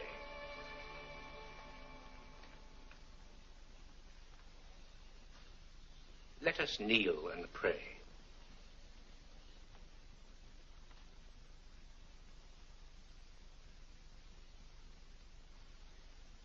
O Lord, look down from heaven. Behold, visit, and relieve this thy servant who is grieved with sickness. Have mercy on her, O Lord. Have mercy on this miserable sinner. Forgive her, and extend thy accustomed She's goodness. not a miserable sinner, and you know it. Oh, God! You know Vinny is not a miserable sinner. She's a fine woman. She shouldn't be made to suffer. It's got to stop, I tell you. It's got to stop. Have mercy, I say. Have mercy, I tell you. What's the matter, Claire? What's wrong? Vinny. Vinny, what are you doing down here? You shouldn't be out of bed. You get right back upstairs. I heard you call. Do you need me? Vinny, I know now how much I need you. Get well, Vinny. I'll be baptized. I promise. I'll be baptized. You will? I'll do anything. Oh, Claire. We'll go to Europe, just we two. You won't have to worry about the children or the household accounts. Or... Vinny. Don't worry, Mr. Day. She'll be all right now. Bless you for what you have done. What'd I do? You promised to be baptized. I did? Oh, Gad!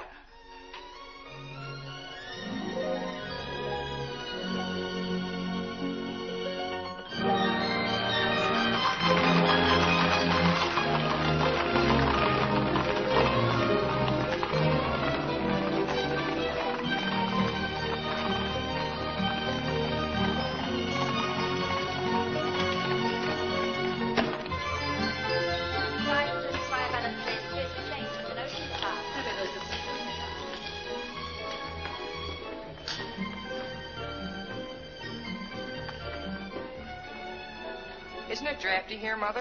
Shall I get your coat, Mother? The No, doctor said thank you you. mustn't take cold. I'm quite comfortable, thank you. Come on now, let's stay together. Holland, don't you get lost again. Aren't the hats lovely this year? Ostrich feathers. You wouldn't wear that hat, would you, Mother? I think that's very pretty. I think they're all pretty. Oh, I do need some pink silk thread. Oh, isn't this applique beautiful? Just arrived from Paris, madam. It's charming. What are you looking for, Mother? Oh, I'm just shopping. I think I'll just take a plain one, but this is the very latest. We've only had them in a few days. Remember, Mother, this is your first day out. You mustn't get too tired.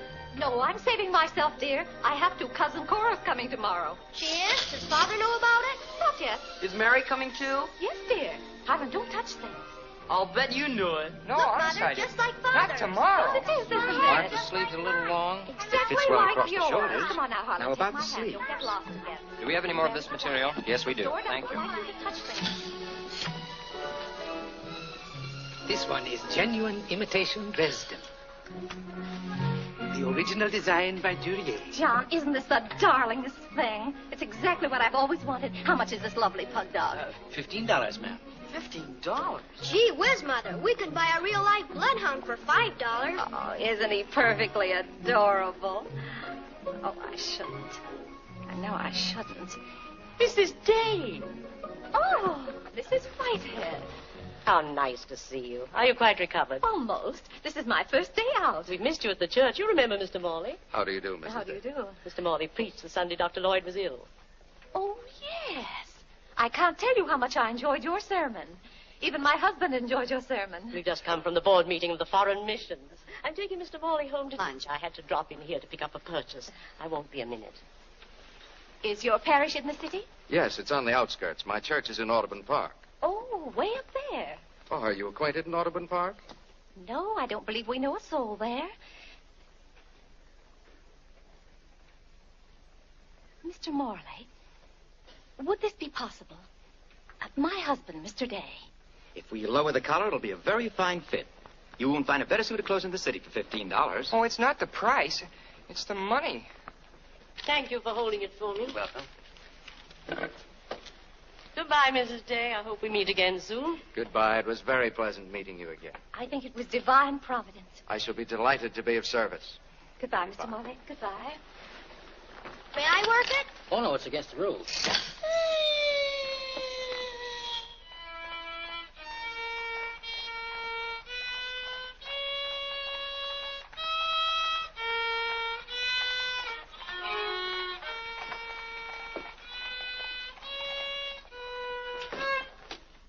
Hello. What did you bring home more medicine for? Dr. Bartlett paid us off, didn't he? Oh, yes. Oh, Jiminy, you scared me. I've got to take $15 right down to McCreary's. I bought a suit there this morning, and I said I'd have the money this afternoon. Gee, that's too bad. What's too bad? Well, you see, Clarence... What? Dr. Bartlett paid us off in medicine. Oh, God! Well, he thanked us, too, for our services to mankind. But my suit, I've got to have it tomorrow. And besides, they're making the alterations. I've got to have $15. Maybe you could offer them 15 bottles of medicine. Oh, they wouldn't take it. McCreary's don't sell medicine. Father! Vinny, I'm home. Good afternoon, sir. How's your mother, Clarence? Oh, the ride this morning did her a lot of good. She'll be well enough to go to church with us next Sunday. Ah, fine. Oh, Father, have you noticed I haven't been kneeling down in church lately? Don't let your mother catch you at it. Then I have to have a new suit of clothes right away. That doesn't make sense. But I can't do anything in your clothes that you wouldn't do. Well, if my old clothes make you behave yourself, I don't think you ought to wear anything else. Oh, no, you're you and I'm me. I want to be myself. I mean, suppose I should want to kneel down in front of a girl. Why, in heaven's name, should you want to do a thing like that? Well, I've got to propose to a girl sometime. Clarence. Well, not right away, but for $15 I can get a good suit of clothes. Clarence, you're beginning to talk as crazy as you... Hello, Vinny. You're feeling better today, huh? Much better, thank you, Claire. You don't have to hurry home from the office every day like this. With business the way it is, there's no use going to the office at all. Yes, you do look better, Vinny.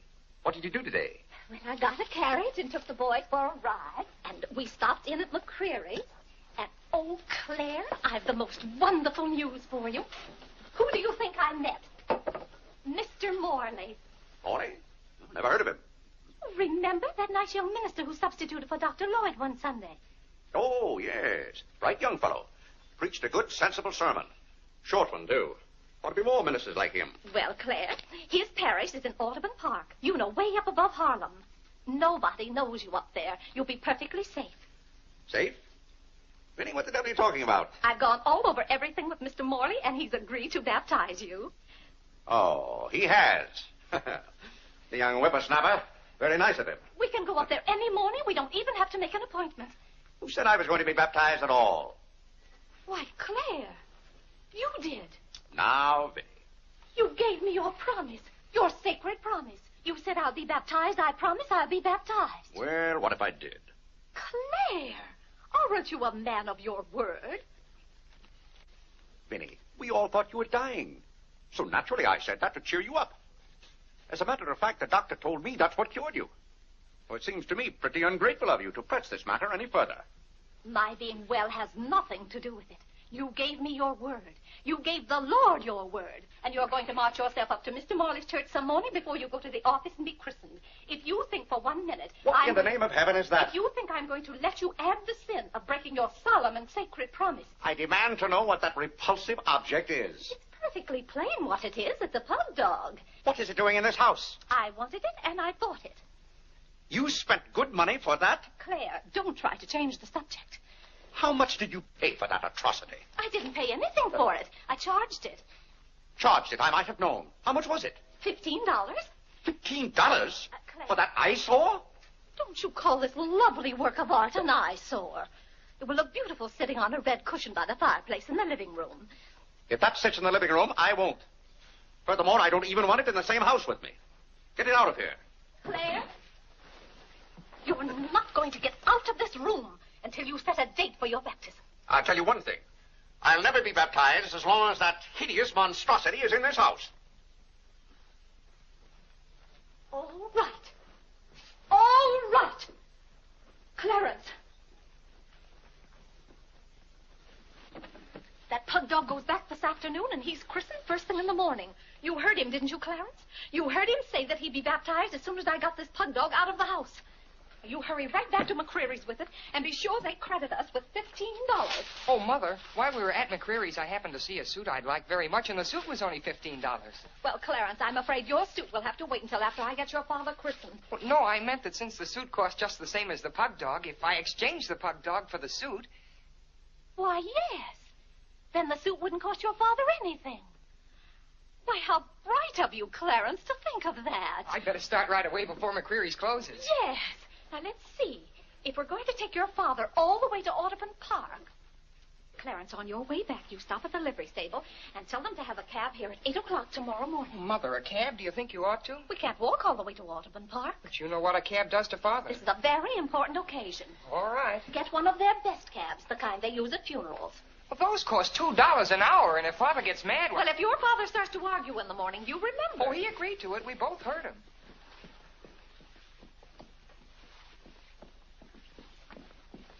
I hope you notice Clarence is returning the pug dog. Well, that's a sign you're getting your faculties back. Don't dawdle, Clarence.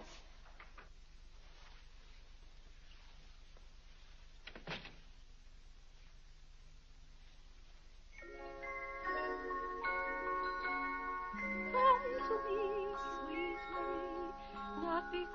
your face is fair, dear to see. Vinny, it's good to hear you singing again. But your smile so pure and sweet makes my happiness complete. Makes me falter at your feet, sweet Marie. Oh, on the way uptown, I stopped in at Tiffany's and bought you a little something. Thought you might like it. Claire, what a beautiful ring. I'm glad it pleased you. Oh, Claire, how sweet of you. I don't know how to thank you. Well, it's thanks enough for me just to have you up and around again. You know, when you're ill, Vinny, this house is like a tomb. There's no excitement. That's the loveliest ring you ever bought me. Now that I have this, you needn't buy me any more rings. Well, if you don't want any more. What I'd really like now is a nice diamond necklace. Vinny, do you know how much a diamond necklace costs? Yes, I know, Claire, but don't you see, you're giving me this shows I mean a little something to you. Now, a diamond necklace. Good heaven. If you don't know by this time how I feel about you. Well, we've been married for 20 years, and I've loved you every minute of it. What did you say, Claire? I said we've been married for 20 years, and I've loved you every minute of it. But if I have to buy out jewelry stores to prove it, if I haven't shown it to you in my words and actions, I might as well... Well, what have I done now? It's all right, Claire. I'm just so happy. Happy? You said you loved me. And this beautiful ring, that's something else I didn't expect. Oh, Claire, I love surprises. But that's another thing I've never understood about you, Vinny. Now, I like to know what to expect. Then I'm prepared to meet it. Yes, I know, Claire, but life would be pretty dull if we always knew what was coming. Well, it's certainly not dull around here. In this house, you never know what's going to hit you tomorrow.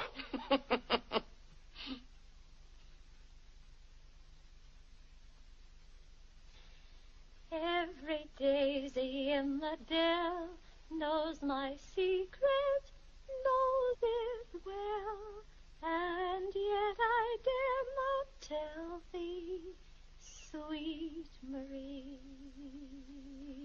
sweet Marie, Sweet Marie, come to me, come to me. Not because your face is fair, love to see. Love to see. Every daisy in the dell knows my secret, knows it well, and yet I dare not tell thee, sweet Marie.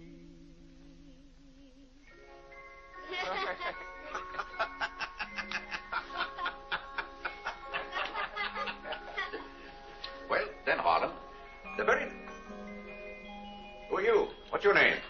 Margaret, sir. Can't be Margaret. We've got one Margaret in the house. At home they call me Maggie, sir. All right, Maggie. If her name's Margaret, that's a good sign. Maybe she'll stay a while. Do you know, boys, your mother used to be just the same about cooks as she is about maids.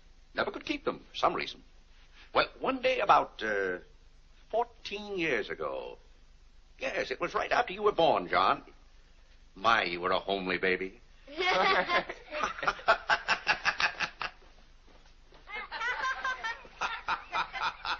you, Margaret. Good morning, boys. Good morning, Mother. Good morning, Claire. Morning, Vinny. Why, you look as though you were dressed for a wedding. Do I, dear? Yes. Have a good night? Yes, thank you, Claire. Sit down, Vinny. Sit down, boys. Oh, thank you, Clarence. Well, seems to me everyone's all dressed up this morning. What's on the program for this fine day?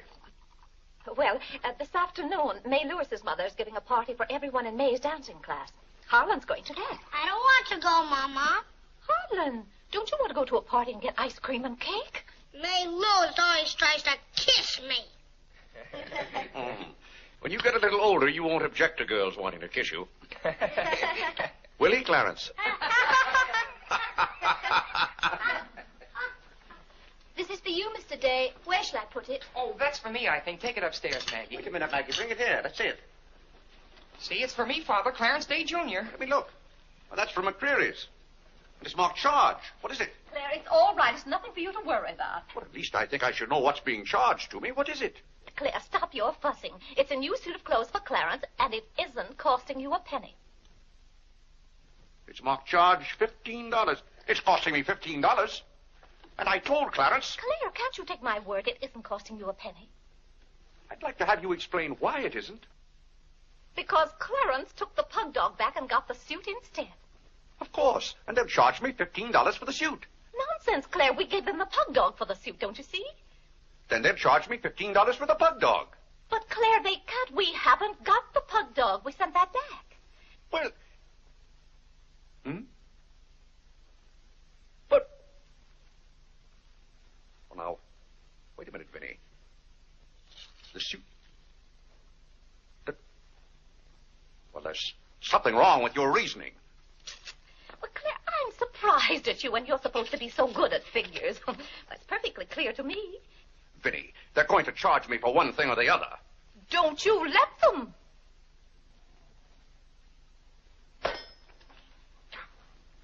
Well, McCreary's aren't giving away suits and they aren't giving away pug dogs. Why, it should be clear to a child that if Clarence sent the pug dog back, they... Well, I will not have that botanical freak in this room. John, have you been going around this town selling medicine? Yes, Mother. Dog medicine? No, Mother, not dog medicine. This letter from Mrs. Sprague says you sold her a bottle of this medicine and that her little boy gave some of it to their dog and it killed him. Now she wants $10 from us for a new dog. Here, let me see that letter. Well, he shouldn't have given it to a dog. It's for humans. Why, it's Bartlett's beneficent balm made from a secret formula. Have you been going around among our friends and neighbors selling some patent nostrum? But it's good medicine, Father. I can prove that by Mother. Vinny, what do you know about this? Well, nothing, Claire. But I'm sure John... No, I mean that day Mother was... That's enough. You're going to every house where you sold a bottle of that concoction and buy it all back. But it's $1 a bottle. I don't care how much it is. Here, I'll give you the money now. How many bottles did you sell? 128. 128? Claire, I always told you John would make a good businessman. Young man, you'll have to come down to my office with me. I'll give you the money to buy back that medicine. $128. And $10 more for Mrs. Sprague's dog. That's $138. Thank you, Vinny. But it's all coming out of your allowance. That means that you'll not get another penny until the whole $138 is paid up. I'll be 21 years old.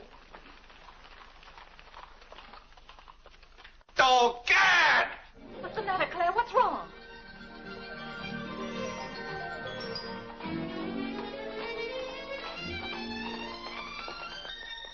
Those gypsies are back.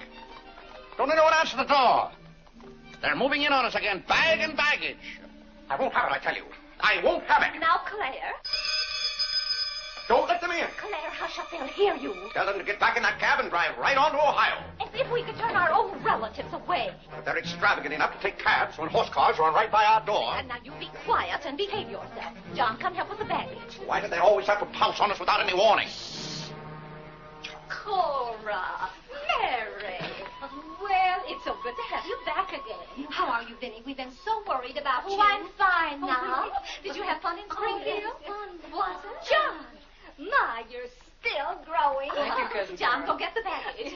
There's Wow. Whitney. How are you, darling? Fine, thank you. And little Harlow. Hello. Have you been a good boy? No. Claire, the girls are here. Cousin Claire, here we are again. My, it's so nice to be back. How do you do, Mr. Day? How do you do? Come and sit down and have some breakfast with us. Oh, we had breakfast at the depot. Well, we've practically finished ours. I haven't finished my breakfast. Well, then sit down, Claire. Come and have a cup of coffee anyway. Oh, thank Mary, you, sit over Vinny. there. Cora, Maggie, clear those places. My, this seems so natural. Claire, don't let your kippers get cold. Maggie, serve some coffee. Yes. Oh, where's Clarence? He must be upstairs moving his things so you can have his room again. Oh, Vinny, we can't stay overnight. Grandpa Ebbs has been sailing very fast, and that's why I have to hurry back. We're leaving on the 5 o'clock train this afternoon. Well, Cora, it certainly is good to see you again.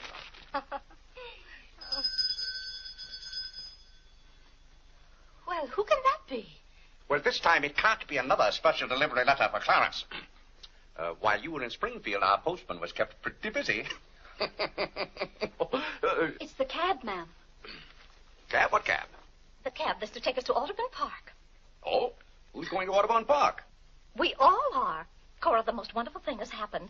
Claire is going to be baptized this morning.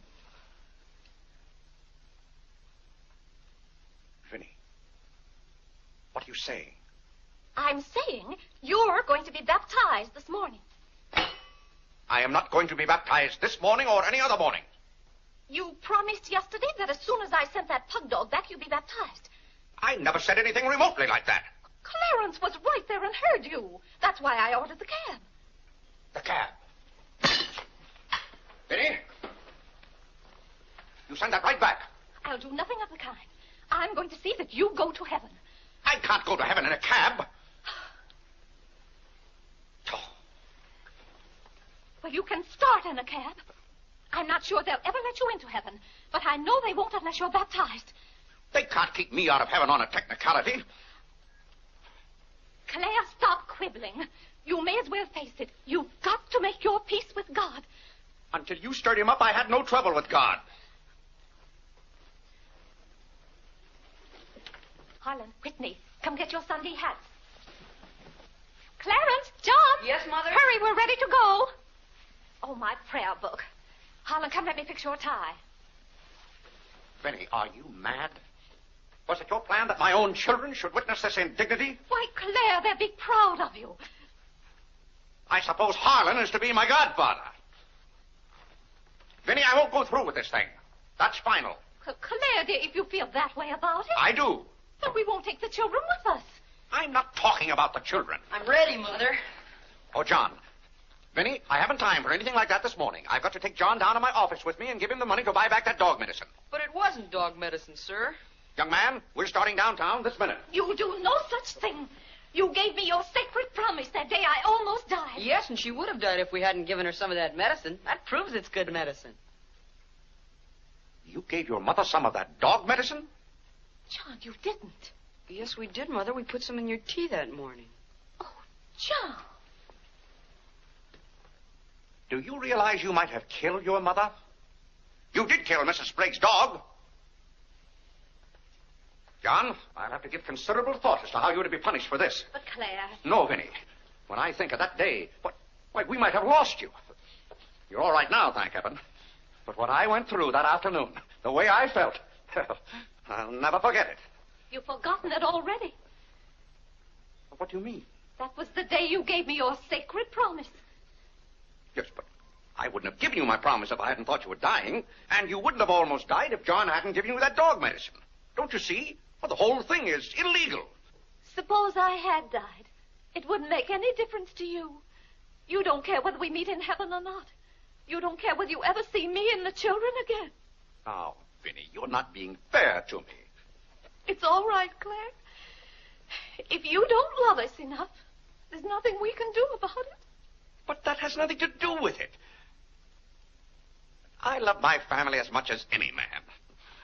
All my life I've struggled and worked just to... Yeah, there's that cab. Vinny, you're not well enough to go all the way to Audubon. Oh, I'm well enough if we ride. But that trip would take all morning. And those cabs cost $1 an hour. This is one of their best cabs. This costs $2 an hour. Well, then why aren't you ready? Get your hat on. Oh, tarnation! Hallelujah! Amen! Young lady, if it hadn't been for you, no one would have known whether I was baptized or not.